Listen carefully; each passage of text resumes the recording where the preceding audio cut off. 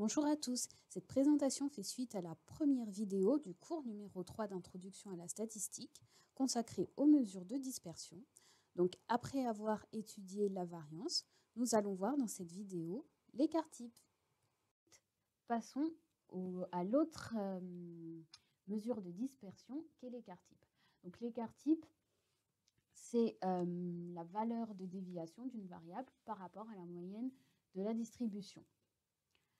On voit que c'est exactement la même définition que la variance, sauf que l'écart type, il est mis sous la racine.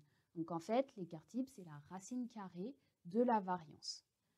Alors, de façon plus détaillée, on l'écrit sous forme de S de x égale racine de somme des xi moins les x bar au carré, le tout divisé par n.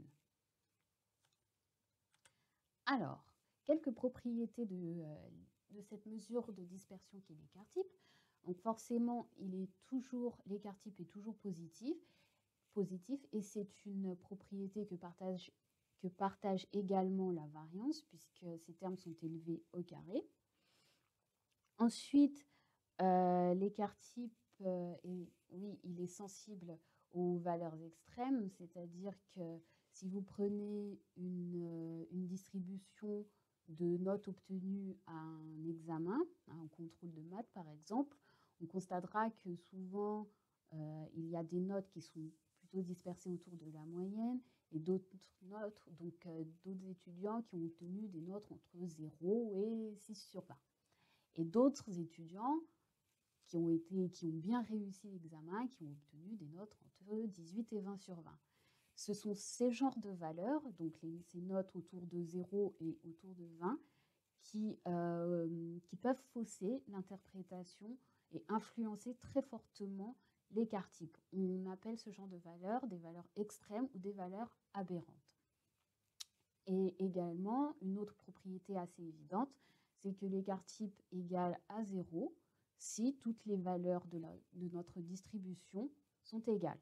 Donc ça veut dire que si on reprend l'exemple du contrôle de mathématiques, si tous les étudiants ont obtenu 10 sur 20, alors l'écart type il sera de 0.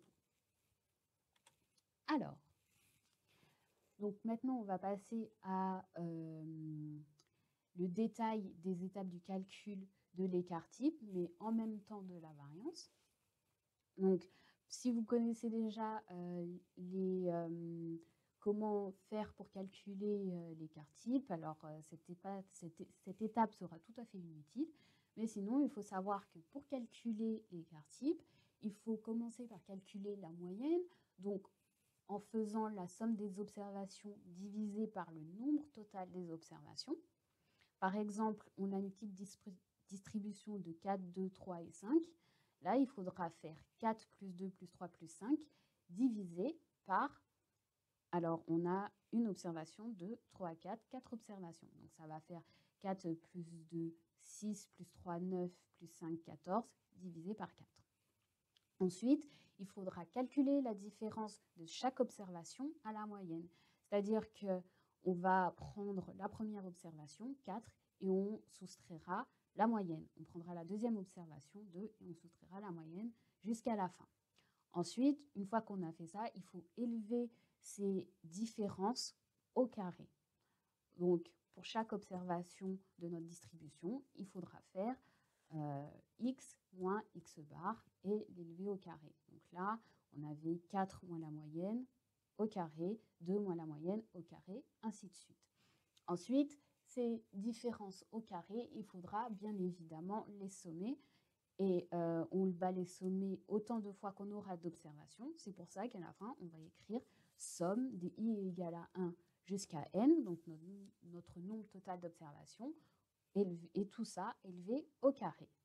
Et ensuite, pour avoir la variance, comme on se souvient que la formule de la variance est la somme des xi moins les x bar, le tout au carré divisé par n, il faudra diviser nos sommes des différences au carré par n. Voilà. À ce stade-là, on a obtenu la variance. Ensuite, la dernière étape qui nous reste pour pouvoir obtenir la valeur de l'écart type, ce sera de mettre la racine, ce sera de mettre la variance à la racine, tout simplement.